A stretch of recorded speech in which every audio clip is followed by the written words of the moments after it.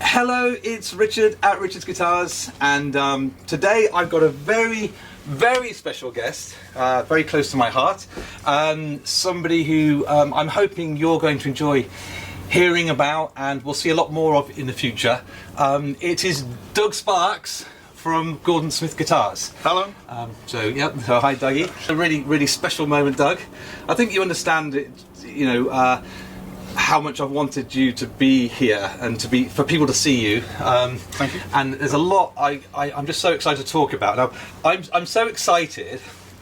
Sorry if I stand a little bit out of breath because I've been running around. I've scribbled lots of little bullet points on my piece of paper, and I will try my best to not deviate from this list. And if I do deviate from the list, I will edit it down and make it hopefully interesting as possible for the people at home, and we will try and stay on topic. So we won't. We'll ramble all over the place, but we'll come back to topic. But that's the beauty of... Yeah, we'll come back to topic. Yeah, that's the beauty of this. It doesn't matter if we ramble. It's okay. The first thing I want to say is that I felt really bad about the fact that we only met because I'd stopped selling Auden Smith guitars. That's right. And the fact that I'd stopped selling Auden Smith, I stopped selling them, I think, about 18 months before, 2 years maybe. I think it might have been a couple of years before John Smith retired. Mm-hmm. He'd retired. Because I think I never wanted to undermine the brilliance that I had witnessed and the connection I'd had with that brand. Mm-hmm. And actually, it was devastating to not be selling that product anymore. But you, and I don't want to talk all about me and my story, but there is that history there that and quite rightly people have sort of said, well, hang on, how did you stopped, you just fell out with them and now you're selling them again because you know, people have a perception that maybe I just on a whim discard a brand and then just start again. Can you put a bit of background to it maybe? Or well, I'd just done the deal with John Smith to take the Auden Smith guitars down to our workshop in Higham Ferris, and was, you know, just doing a bit of my due diligence and a bit of my research, and there was this post online that you'd put up there about telling everybody why they shouldn't buy a Auden Smith guitar, and I'm thinking, hang on, what have we got going on here? Because I've just bought this brand and I'm going to start making these guitars.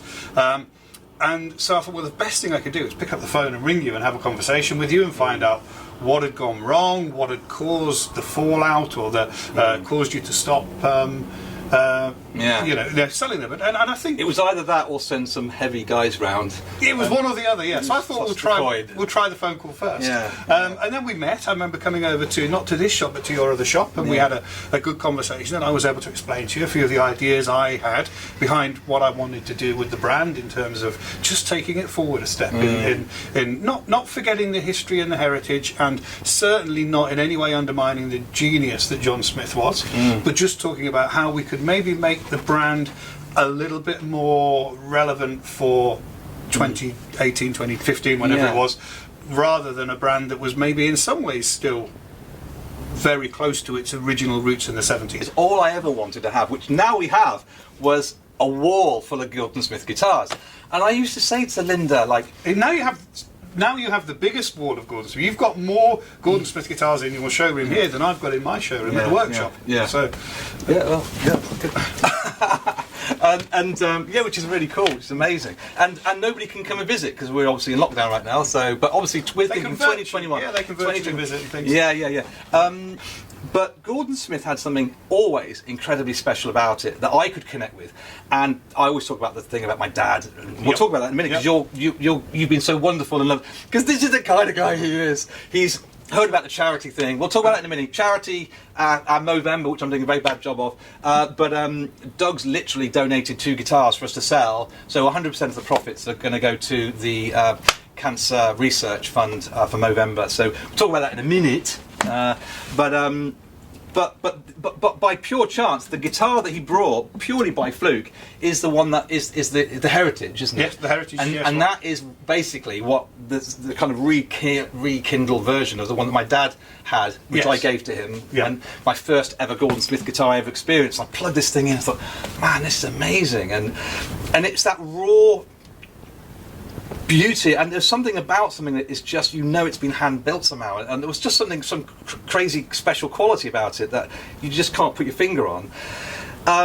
However, that's kind of like the handmade, and there just became this point where, sadly, it went from handmade, and I know it's a derogatory, but I felt that it was becoming more homemade. He did it one way, and that was his way. And yeah, a guy that is completely who he is, and there's not a lot of compromise there. It's John, and that's how John did things, or how John set things up, and it was great. But what you have to acknowledge was the really clever creativity within John, not just in making guitars, but in making the machines that made the guitars. You know, and we still run machines in our workshop now that John made. You know, and they're made out of a bit of this, a bit of that, and a bit, and bike chains holding them together, and all that sort of stuff. But you know, and I think you're still using the same loom for winding the pickups. No, we've changed that. It finally, finally gave up. It did. We did take it apart to try and see if it could be fixed, and it was just full of about 30 years of sawdust inside. But unfortunately, it still sits in my office now on my desk as a bit of a sort of object of interest. Yeah, I went to visit John's workshop, and credit to my friend, his name's Andrew Jackson, and a photographer. And I went to visit John's workshop once, and it was the first time I'd ever been there.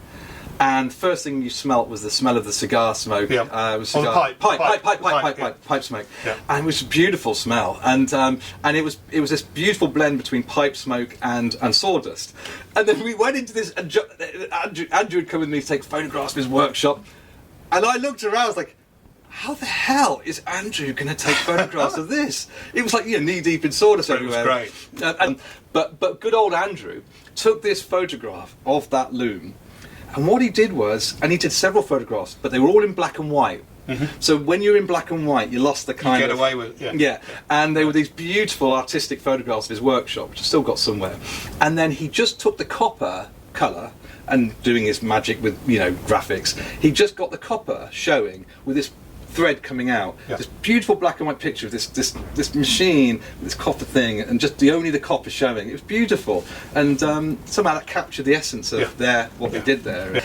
I still see and feel a Gordon Smith exactly as they always were, but I just see it with the most wonderful finesse. This is how I describe it. I just see it with the finesse and style and quality, and there is none of that stuff that I had those. So it's kind of like we've just eliminated some of the things that I became upset about and just take it. That's how I see it. We absolutely wanted to keep all of those parts of a Gordon Smith that make it a Gordon Smith, and keep those very much part of what we were doing, but at the same time, how do we translate that into a guitar that somebody wants to buy in 2020?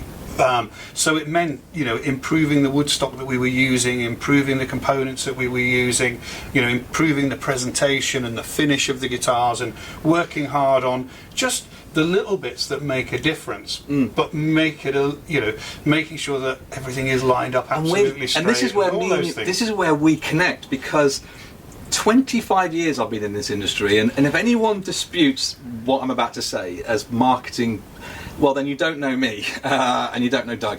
Because I can tell you now, I could count on my one hand anyone that I've felt gets the importance. My tagline for my business, which I used to use at Regent Guitars, was the same but different. If anyone ever asked me about, well, what's different about this guitar? But why should I buy it from you? It's the same one as they're selling. Well, even on individual brands point, we as a business bring something that is different. It's the same product, but it's different, and it's because it's got that attention to detail, the setup, the finesse, the quality.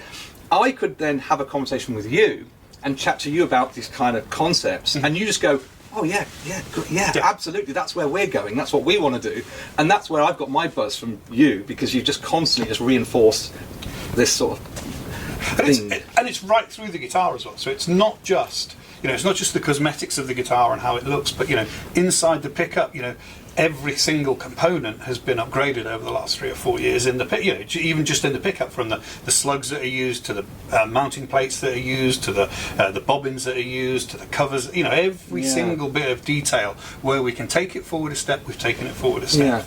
No, that's really cool. No, it's exciting, and why do you think there's this perception? Because I think because the pricing is is so good. I'll talk in a minute about the GS2, this wonderful thing behind me here. It's a £1,200 guitar. It looks, feels, and has everything about it as a custom. I would consider it a custom shop guitar. Yep. And I know that there are British guitar builders who'll be selling that for £2,500. Yeah. So like over twice the price, maybe £3,000, something or whatever. £2,500 would be kind of the going price. So I kind of understand why certain people have difficulty understanding that there aren't corners cut.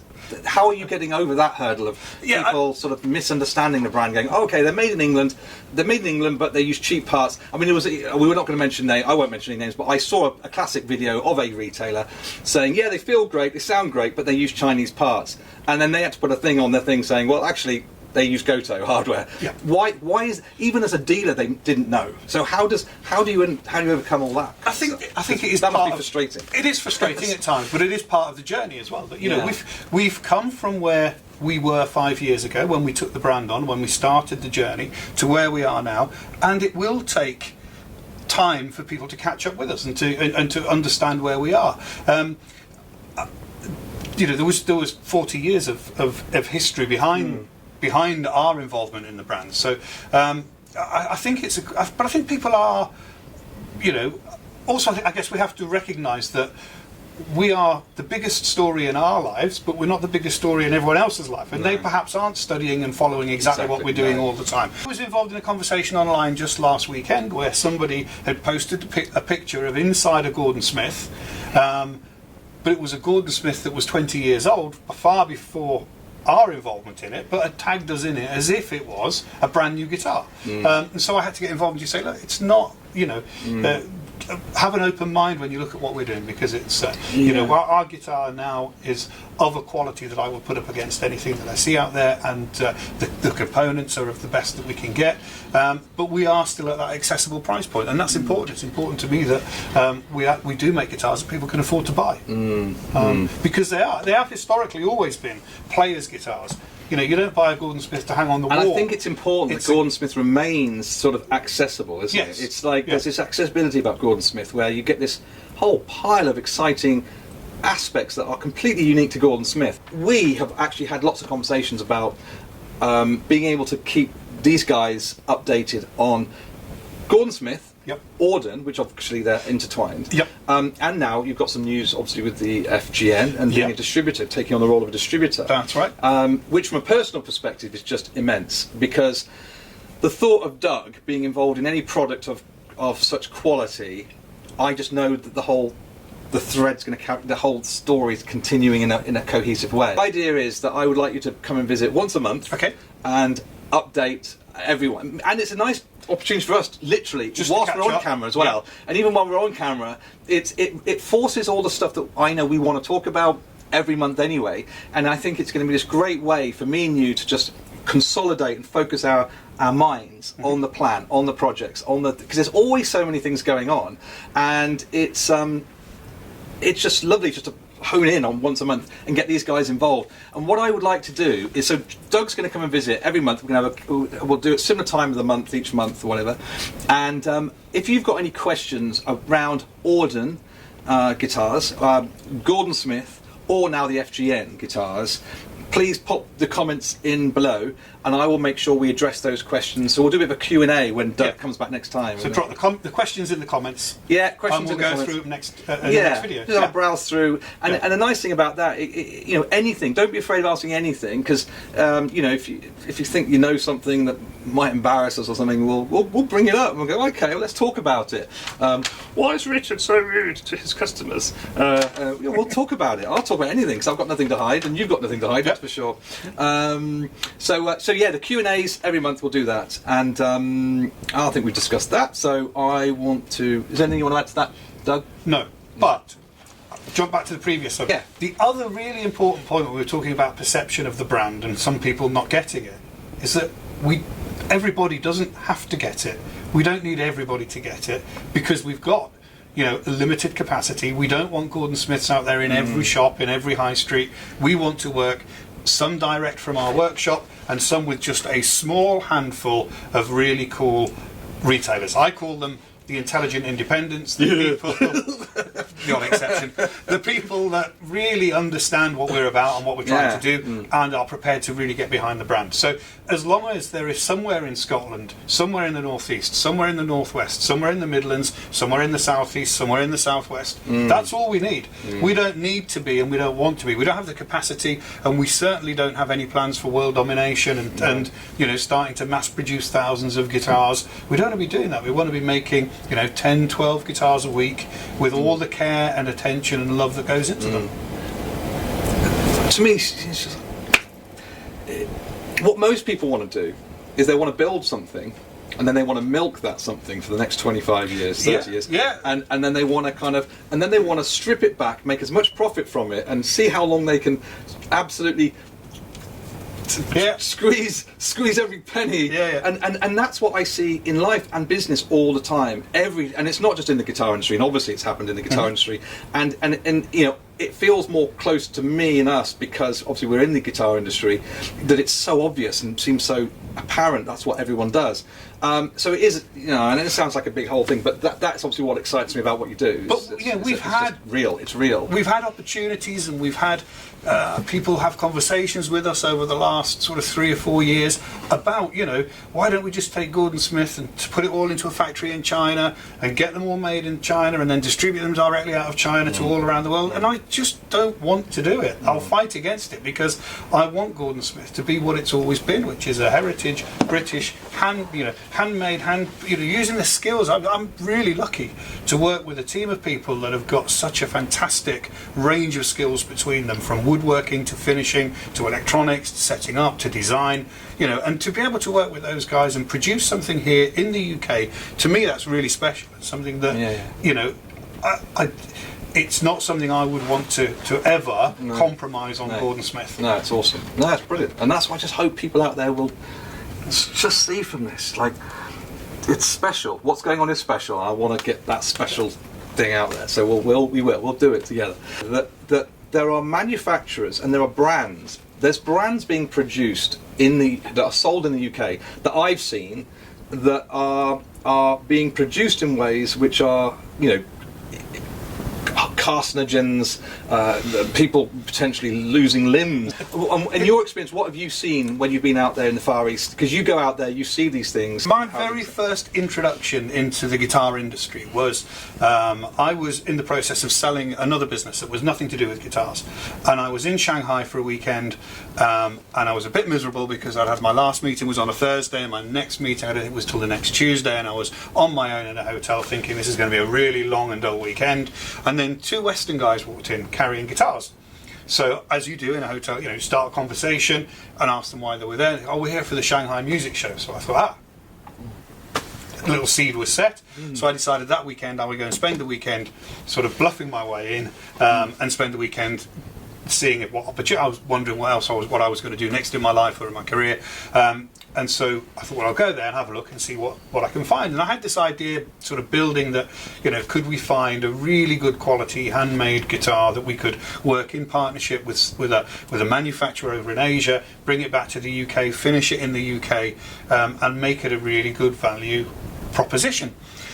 So I started to sort of then investigate the industry, and during that weekend I arranged visits to a number of guitar factories all across the east coast of China, from up near Beijing right the way down to Qingdao and all the way down to Guangzhou and going into Hong Kong. And I was, you know, I'd been in China working in another industry, and which was working in very modern practices and with very modern factories.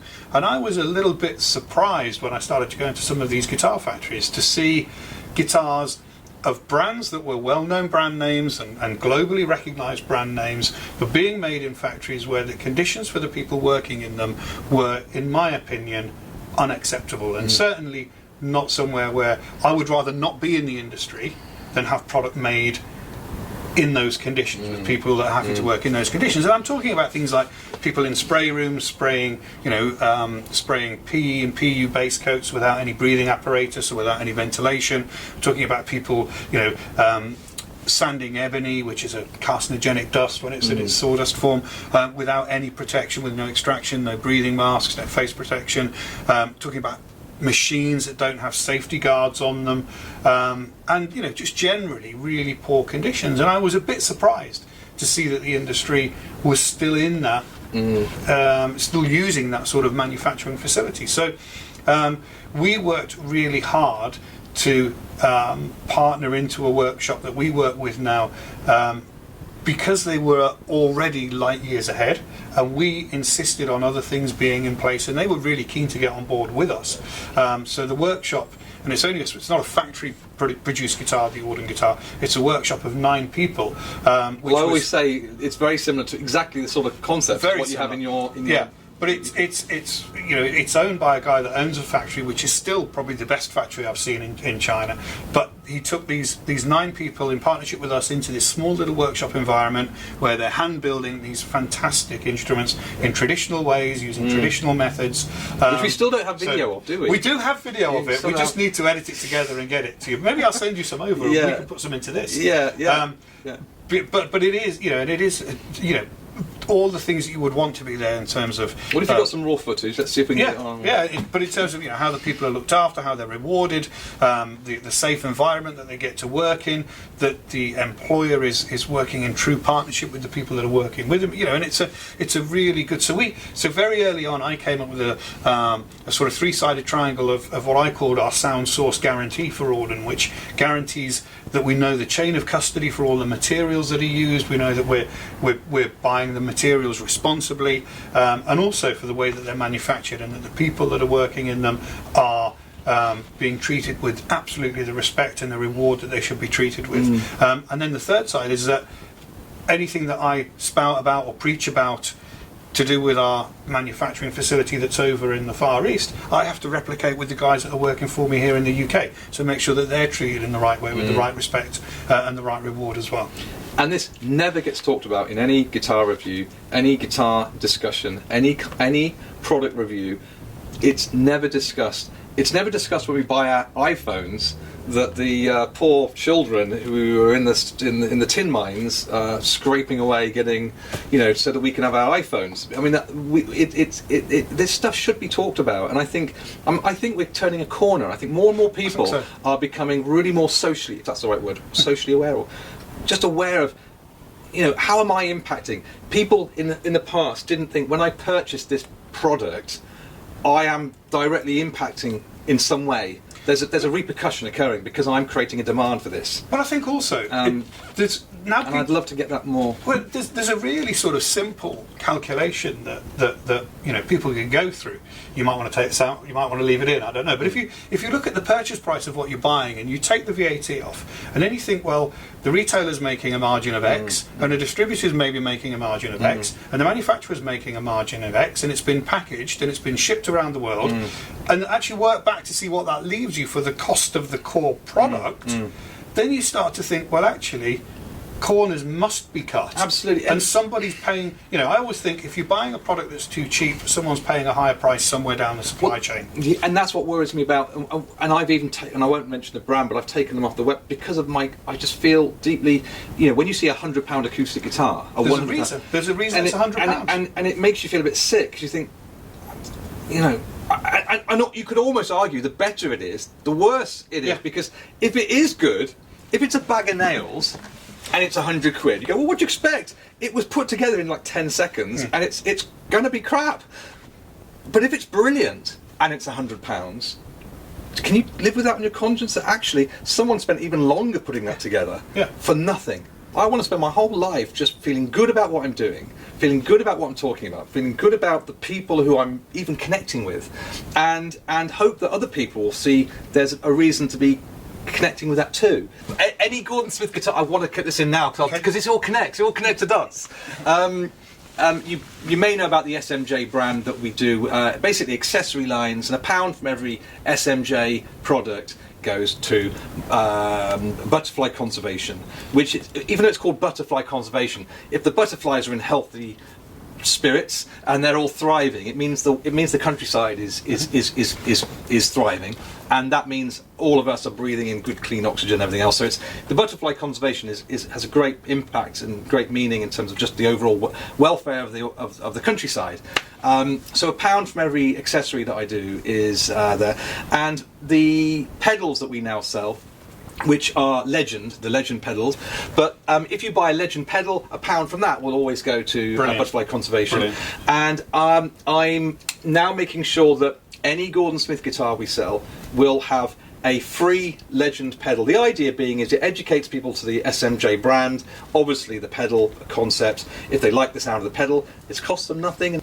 The best way to educate someone is give them one and try it. Do you know what? It actually feels like it's really well put together. It's got a bit of weight to it. It's amazing. Yeah, they are incredible. All the pedals I had to sort of go through, and manufacturers, I'm blessed to be working with these guys, and they are actually such wonderful people. And also the Walsall straps we're going to give away, which from now on we are giving away. I mean, these Walsall straps, fantastic. You've seen them, they're brilliant quality. These are they'll last for a lifetime, won't it? Yeah. And so it's and I haven't I'm not sure if I told this, Doug, but we're also fitting the SMJ straplocks. Right. Okay. So basically, someone buys a Gordon Smith guitar from me, they're going to have straplocks, which are my SMJ straplocks, all fitted to a handmade, which there's a video, I'll put the link in below, leather Walsall strap, and they're going to have a choice of their own pedal, whatever pedal they want.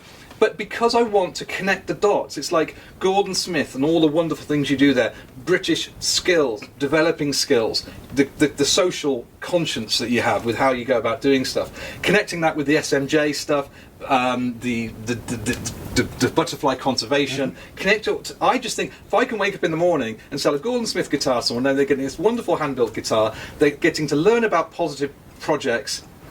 It's ace, isn't it? All good stuff. Yeah. Or we can sell a cheap bloody guitar that's some poor lad has been working in some sweatshop.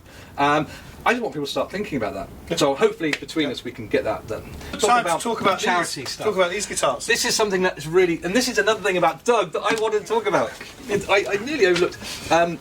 We're going to talk about charity guitars, but I want to talk about you generally because this was one of the other things I absolutely loved about you from the first moment.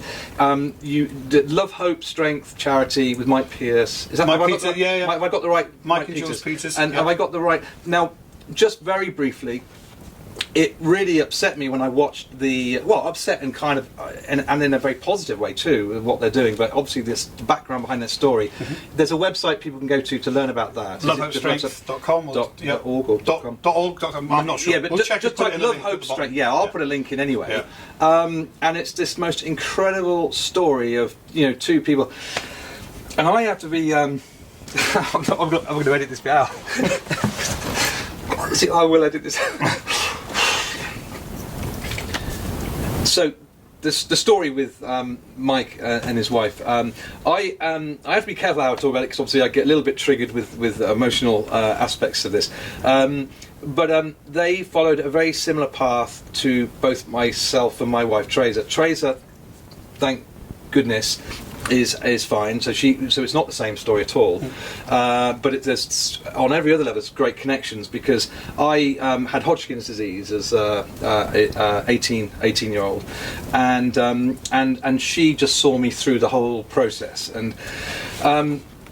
and so seeing this documentary, as I think I saw, of their life, their journey, and the incredible things that they've achieved. Can you just talk a bit about it rather than me talk? Sure. About it? So I just think it's lovely what you've done. You're involved in it. Yeah. Well, Mike Peters is the founder and frontman of the Alarm. And he's also a cancer survivor. He lives with a form of leukemia that he has to manage through drugs on a daily basis.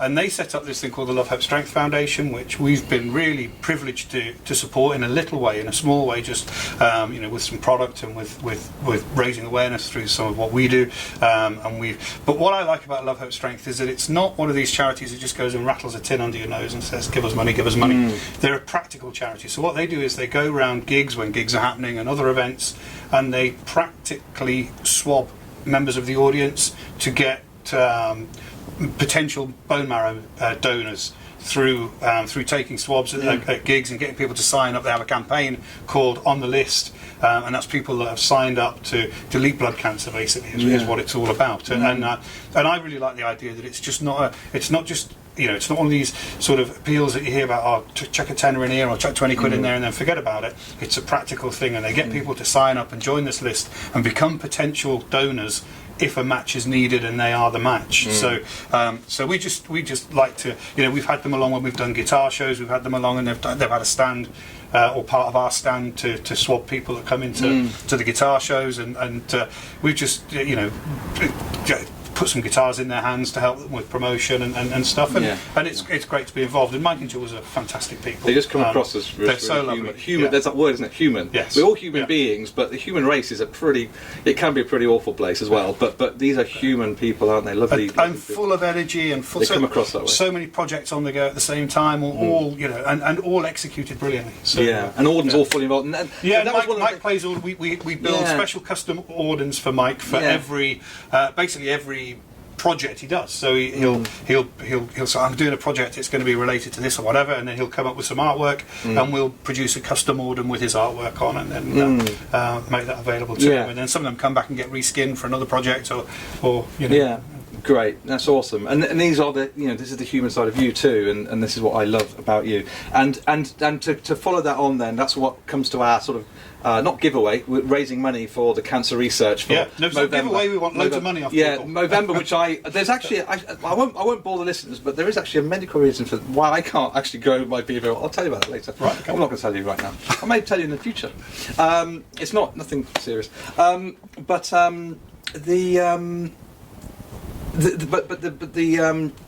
Movember thing we're doing, and all through this month the guys are doing a much better job than me at growing there. I should have shaved as well. I'm useless. I can't remember to shave. This is why I always look, because I'm just. It requires mental strength to remember to shave in the morning.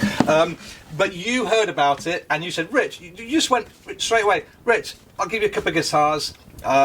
Between us, we'll just sell them, get what we can for them, and that will all go to the charity for the month. So hopefully we're going to hit that £1,000 figure because Doug's been kind enough to get involved. So they're not brand new. Let you tell what are they? So these are guitars that have been either in our show stock or in our artist stock. Yeah. So they've been played, they've been out, but they're perfectly good. They're in full working order. They're great guitars. You've got a lovely. This is one of our Marlowe 14 fret parlours. So it's got lots of life in it, lots of playing in it. Go on. I have a Marlowe at home. You do? That's right. I play it all the time. There you go. It's not this one. It's the Neo. You've got the Neo one. And every night I just sit and think. I actually do want the Emily Rose. I shouldn't say that. No, but I do love it. But because that's why the Emily. That's why the 12 fret's lovely. I like. Yes. But this is really for more someone. You want that small body feel, but you want a little bit more access. Yeah. So it's a rosewood. It's a solid rosewood back inside, Indian rosewood. It's got a spruce top. And it's naturally aged. It's naturally aged because it's been around for a few years. It's amazing. In our artist stock. Yeah, you've got this gorgeous golden. You pay a lot of money to torify a top to do that. Yeah. So it's African mahogany neck. It's an ebony fingerboard, ebony bridge, ebony pins, and it's got the Schaller 18-to-1 open back tuners on it. Oh. So it's a really beautifully spec'd guitar, and there's a brand new hard case over there for it as well. With a hard case, it would have retailed at $12.99, and kind of I think between us we're just thinking if we could get even like £600 if someone would donate. Like we want. Why don't we just say by the end of the month, in the comments below, the highest bidder. So whoever bids in the highest amount for that guitar can have it. And what if my audience are really, really horrible and they're only going to put £1 down? They're not. They're incredibly generous. We know that. Okay. And actually, they are generally. I think they're really nice people. And the highest bidder, generous people. Highest bidder wins, and it's all going to a great cause. Are we going to do that then? We're going to say it for real now. Then that they can write any number down. Yeah. The highest bidder. And what I'll do is I'll announce it, like I'll do a proper thank you video and do it. So anyone who's if you want to just sort of get your name shouted out on here, and just don't think of it. At the end of the day, you're getting a free guitar with your donation. So the more generous and kind donation you can give us for the Cancer Research Fund, then there's a chance that you're going to end up with the guitar. That's the way to look at it. The more generous someone can be, they're going to get a free guitar with their donation. And that's that one. So write down your donations in the comments below. And this is the other one. This is a Heritage GS1. So when we took the brand up to High and Ferrous, I might put a donation on this. I'll give you a tenner. We produced a range of guitars that were a nod back to the very early Gordon Smiths that they were making. So this is it's a 44mm body. It's a one-piece mahogany body, one-piece mahogany neck, single coil split humbucker, simple wrap over bar bridge, and yeah, rosewood fingerboard. Just a rock and roll guitar. Yeah. Plug it in and yeah. Similar to the sort of thing, you know, beautiful. that Pete Shelley was playing, or you know, it's very similar to that sort of old style Gordon Smith guitar. So that would have retailed at the time at £849. So think about that when you put your bid in the comments below. We did a video the other day about these Gordon Smiths, and actually after I edited the video down, I just thought I could do a whole thing on GS1s, because having that humbucker, the world of difference you can get between that real full-on rock sound, and then you take the coil tap off, and I just quickly did a thing with a chorus pedal, and just beautiful acoustic almost quality, the jangly, lovely, vibrant, lively little single coil sound, beautiful, huge range. They're incredibly versatile for a single pickup guitar. Also because we have our unique tone circuit, which loops back through another capacitor and does a little bit more, so you get much more usable roll-off on the tone than you do on a Gordon Smith. So you play with that tone circuit and the fact that you coil splitting the humbucker down and whatever. The range of sound you can get out of a GS1 is so much greater than you would think when you look at it and you see a single humbucker guitar. In fact, there's a video on YouTube which isn't anything to do with us. We didn't make the video, we didn't put it out there, but there's a guy who basically just jams through every different style of music you could imagine on a GS1. Not changing his amp. I think he changes the amp setting twice, but every other sound. Is he nice? Are we going to put a link to his video? It's a bit sweary at times. It's sweary. So be aware of that. But he's not selling them. He's not selling them. But we'll put a link all those sounds out of a GS using the tone circuit and the coil split humbuckers. Also, that'd be really useful. So same principle then. That guys put a donation underneath. Say which one you want. If you don't care which, just write down either or whatever, and we will just go through and find the highest donation, and then we'll get that. We'll get the money. Get that donation out. Guitars will go out. But give us some opportunity to. The trouble is, right? One guy did a competition, and he won it. But I tried. I had no way of accessing him. I did a whole video going, "Hey, so and so's won the thing." He never contacted me, and he won the guitar. We had people can be incredibly generous. We put one into a charity auction once, and a guy won it, and he paid for it, and then he gave us the guitar back and said, "Sell it again for the same charity." Yeah, it's really fantastic, isn't it? Yeah, fantastic. There's something that John brought up, which I'm not going to talk about in the video right now, but I was going to get you to talk about it, but we'll talk about it some other time. I can't talk about everything today because I'm coming back next month to talk about some more. Yeah, it's amazing. So, Doug, I can't thank you enough, because honestly, thank you honestly, for me, this is a great. I've always wanted to do, and I actually wanted to do this with like anyone I work with, and so to have you as the first person is a big honour for me. So thank you, Dougie. The only thing I'm going to ask is that next time can I have a chair rather than the amp? No, that's where the people, because you have to look like a big giant and I have to look like a little person like this. If this was an interview situation, you've got the dominant. You're in the kind of, I'm like this and like. Yeah, but I'm slouching down because I'm on the amp and stuff. So. All right. Okay, well we'll see what we can do. We'll have to get a seat. I do need to get this kind of more set up, a bit more YouTubey. I'll tell you what we've got. We've got some really cool little Gordon Smith stools. Well, I've got my chair. Yeah, a chair and a stool. We'll see. Maybe I'll let my chair. Yeah. This chair. People would come into the shop and go, "Hey, there's the chair." That's the chair. Yeah, this is the chair. Yeah. But it used to be in display in the shop, but now it's upstairs in here, so people don't get to see it. So which I feel a bit sad about, because it was lovely. So anyway, we're waffling now, aren't we? That's it. So we'll go. So thank you very much, Doug. Yeah, thank you very much, then, guys. Yeah, thank you. Bye bye. See you soon. Bye bye. This is what we do, Doug.